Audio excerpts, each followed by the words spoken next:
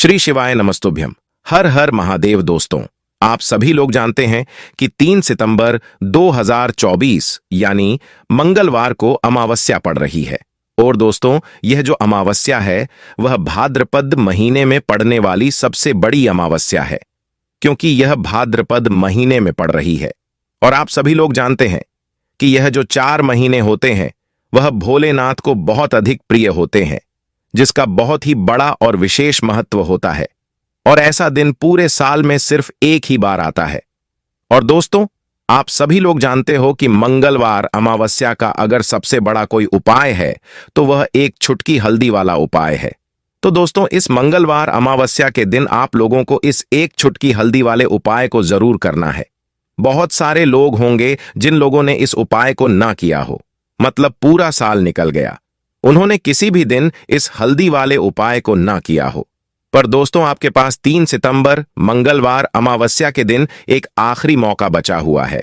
तो इस दिन आप लोगों को इस वाले उपाय को जरूर कर लेना है। भले ही आपने पूरे महीने भर इस उपाय को ना किया हो, पर अगर आपने इस भाद्रपद महीने के मंगलवार अमावस्या के दिन इस वाले उपाय को कर लिया तो आपको इस उपाय को करने का वह फल मिलेगा जिसकी आपने कभी कल्पना भी नहीं करी होगी। इसीलिए आप लोग इस वाले उपाय को एक बार जरूर कर लेना, ताकि आप लोगों के हाथ से यह मौका ना जा सके और आपको इस उपाय को करने का फल मिल सके। दोस्तों, यह उपाय पंडित जी ने अपनी अभी की ही शिव महापुराण की कथा में बताया है, जिस उपाय को आज हम आपको बहुत अच्छे से समझाने वाले हैं। इस वीडियो को देखने के बाद इस उपाय को समझने के लिए आपको कोई और वीडियो को देखने की जरूरत नहीं पड़ेगी। तो चलिए दोस्तों, उपाय को शुरू करते हैं। देखिए दोस्तों, यह उपाय इस भाद्रपद महीने के मंगलवार अमावस्या के दिन इतना खास होता है, इतना महत्वपूर्ण होता है। देखा गया है कभी कभी बड़े बड़े पूजा पाठ अनुष्ठान से जो मनोकामना पूर्ण नहीं होती है, वह भाद्रपद महीने के दिन एक छोटे से उपाय करने से ही आपकी मनोकामना पूर्ण हो जाती है। और बहुत सारे लोगों ने इस उपाय को किया भी है और उनको इस उपाय को करने का फल भी जरूर मिला है। अगर आप लोग भी इस उपाय को करना चाहते हैं तो आप इस उपाय को पहले अच्छे से समझ लेना, सुन लेना, उसके बाद करना। आपको इस उपाय का फल जरूर मिलेगा। और इस उपाय को कर लेने से आपके घर में चाहे किसी भी प्रकार का दुख और समस्या क्यों ना चल रही हो, आपको उसका कारण भी नहीं पता है कि भाई यह समस्या किस कारण से चल रही है। उसका कुछ भी कारण हो सकता है, जैसे पितृदोष हो सकता है या किसी भी तरह का मंगल दोष हो सकता है।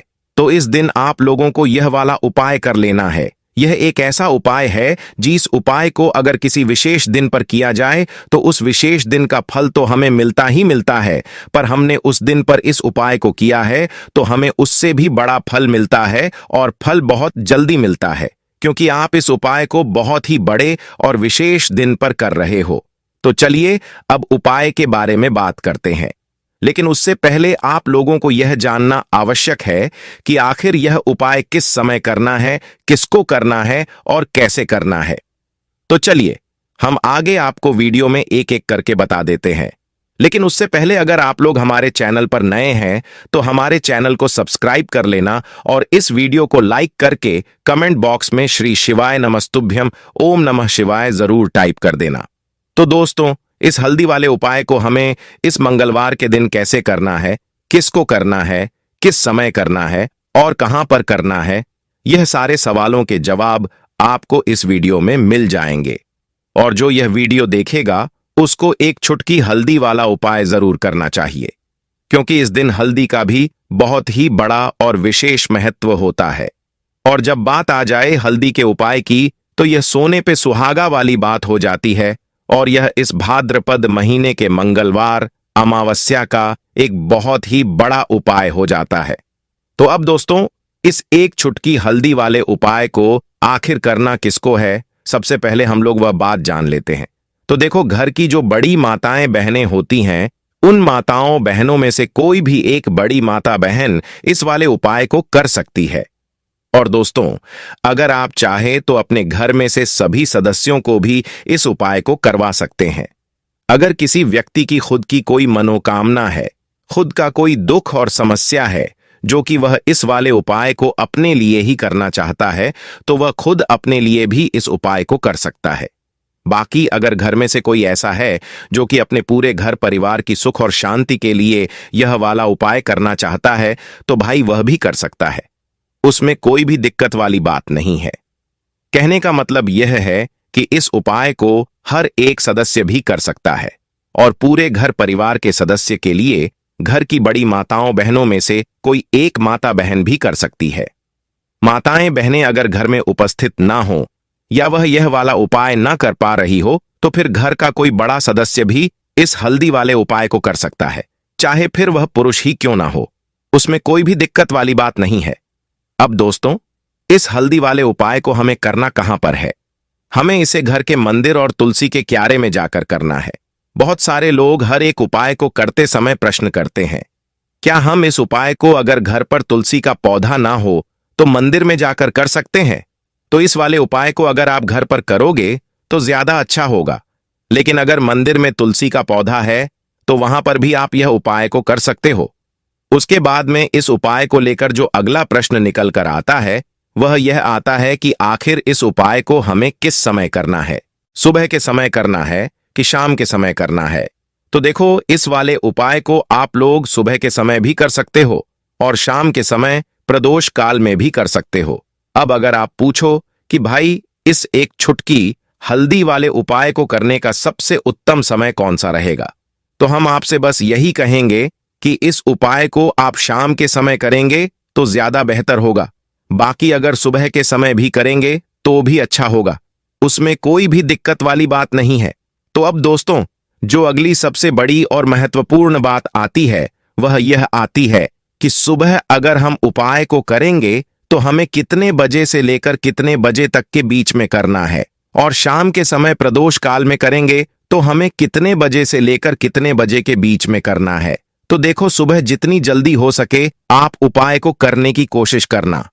बाकी अगर किसी कारणवश लेट भी हो जाओ, थोड़ी देर भी हो जाए, तो 10 या 11 बजे तक भी आप उपाय कर लेना, पर 12 बजे से ज्यादा देरी ना हो, इस बात का ध्यान रखना।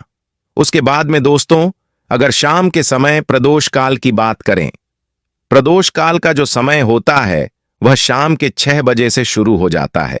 मतलब शाम के 6 बजे से लेकर 7 बजे के बीच का जो समय होता है, यह समय प्रदोष काल का समय होता है।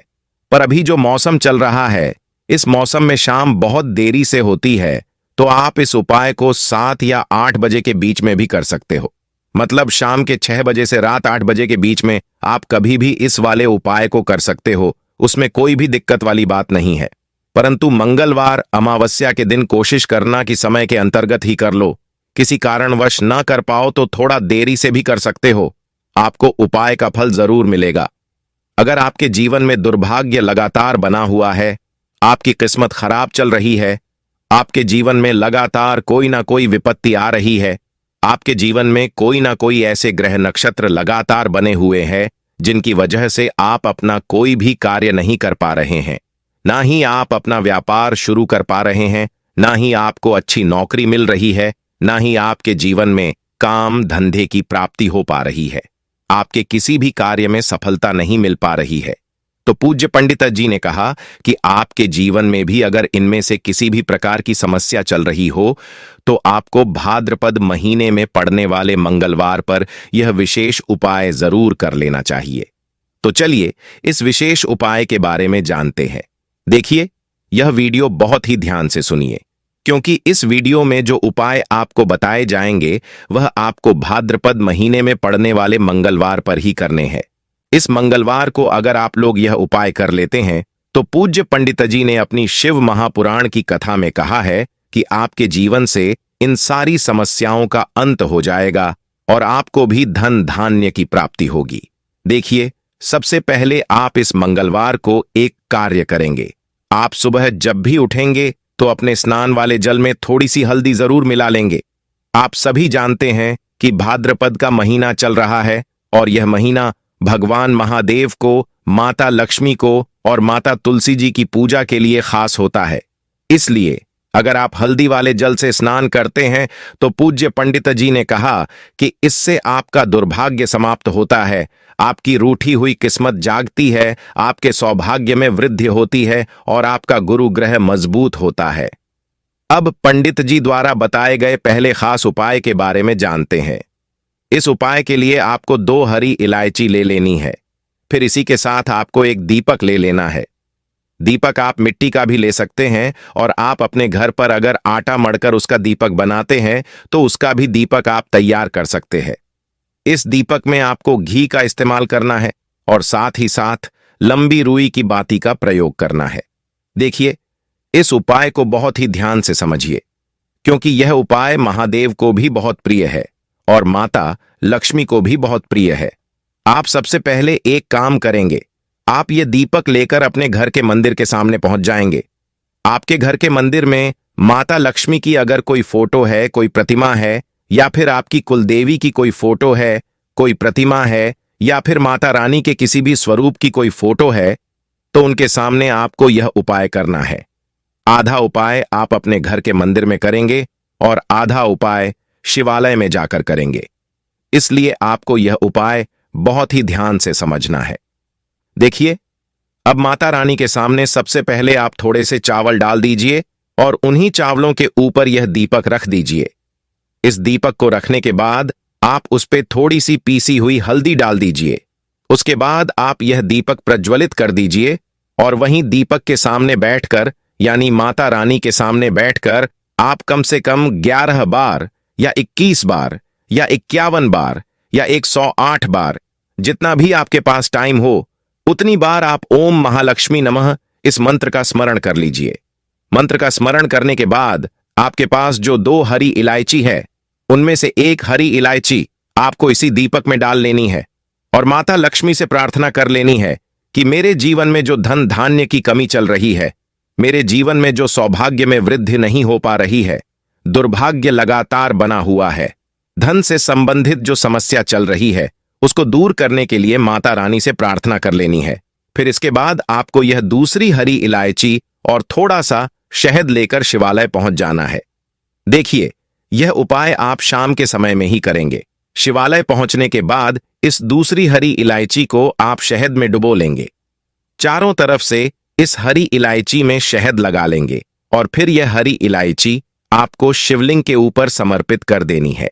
शिवलिंग के सामने बैठकर आपको महादेव से प्रार्थना कर लेनी है कि आपके जीवन में धन से संबंधित कोई समस्या चल रही है या आपकी कोई विशेष मनोकामना है जो परिपूर्ण नहीं हो पा रही है, तो महादेव से उस मनोकामना को परिपूर्ण करने के लिए प्रार्थना कर लेनी है और श्री शिवाय नमस्तुभ्यम या फिर ओम नमः शिवाय का कम से कम 108 बार जाप करने के बाद फिर वापस अपने घर आ जाना है।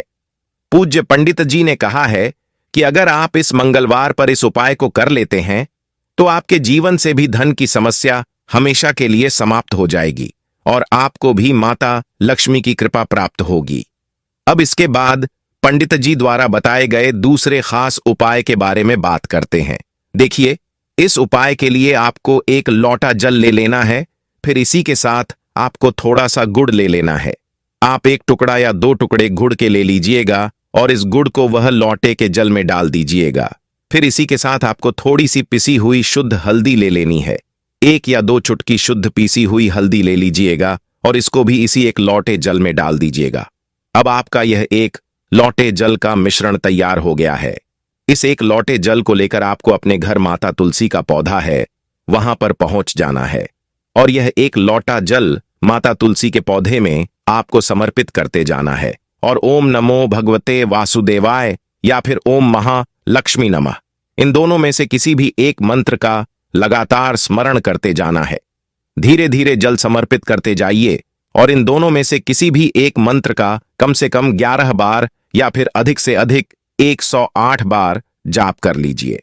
फिर वहीं तुलसी जी के पौधे के सामने बैठकर आपके जीवन में जो धन धान्य से संबंधित समस्या चल रही है या फिर आपके घर में बहुत ज्यादा लड़ाई झगड़ा होता है, शांति नहीं है, आपके जीवन में दुर्भाग्य है, आपकी किस्मत खराब चल रही है, तो इन सभी समस्याओं के लिए माता तुलसी से, भगवान नारायण से और महादेव से प्रार्थना कर लेनी है और फिर उसके बाद वापस आ जाना है।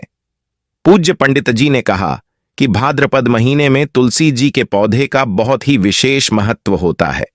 इसलिए अगर हम इस महीने में तुलसी जी के सामने कुछ विशेष उपाय करते हैं, उनकी पूजा करते हैं, उनकी आराधना करते हैं, तो इससे माता तुलसी हमारे जीवन में धन धान्य के भंडार भर देती है। हल्दी समर्पित करने से माता तुलसी हमसे अति शीघ्र प्रसन्न होती है। इसलिए आपको हल्दी उस एक लौटे जल में जरूर मिलानी है। तो चलिए अगले उपाय की ओर आगे बढ़ते हैं।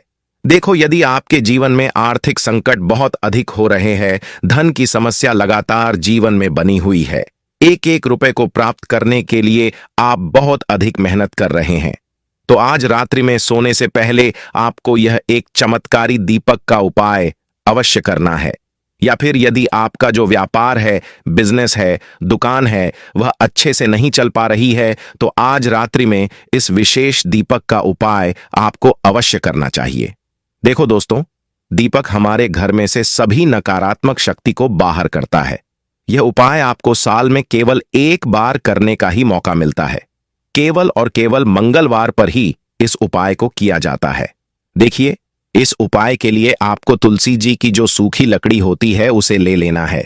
देखिए दोस्तों, यदि आपके पास तुलसी जी की पुरानी लकड़ी है तो उसे आप ले सकते हैं, और यदि आपके घर में तुलसी जी की लकड़ी है, वह सूखी हुई है, तो उसकी लकड़ी को आप तोड़ करके इस्तेमाल कर सकते हैं। लेकिन आपको ध्यान रखना है कि सूर्यास्त से पहले पहले ही आपको यह जो तुलसी जी की लकड़ी है, इसे अवश्य ही तोड़ लेना है। तो इस उपाय के लिए आपको सबसे पहले तो एक मिट्टी का दीपक लेना होगा। आप चाहे तो आटे का दीपक भी ले सकते हैं, क्योंकि आटे का दीपक सभी दीपक में सर्वोत्तम माना गया है। इस दीपक के अंदर आपको शुद्ध घी का प्रयोग करना होगा, और इस दीपक के अंदर आपने जो तुलसी जी की लकड़ी ली है उसे भी रख देना है। लेकिन यह जो तुलसी जी की लकड़ी है, इसमें आपको चारों तरफ अच्छे से घी लगा लेना है।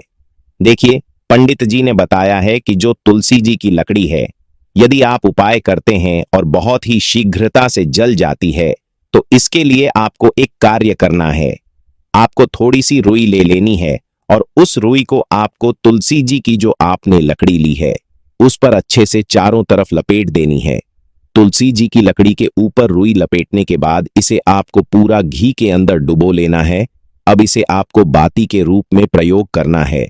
अब दोस्तों, इस दीपक को आपको प्रज्वलित कहाँ करना है, तो आपको इस दीपक को या तो भगवान विष्णु के सामने प्रज्वलित करना होगा, या फिर भगवान श्री राम के सामने प्रज्वलित करना होगा, या फिर भगवान कृष्ण के सामने, यानी कि भगवान विष्णु के जो भी अवतार है उनके सामने आप यह दीपक प्रज्वलित कर सकते हैं।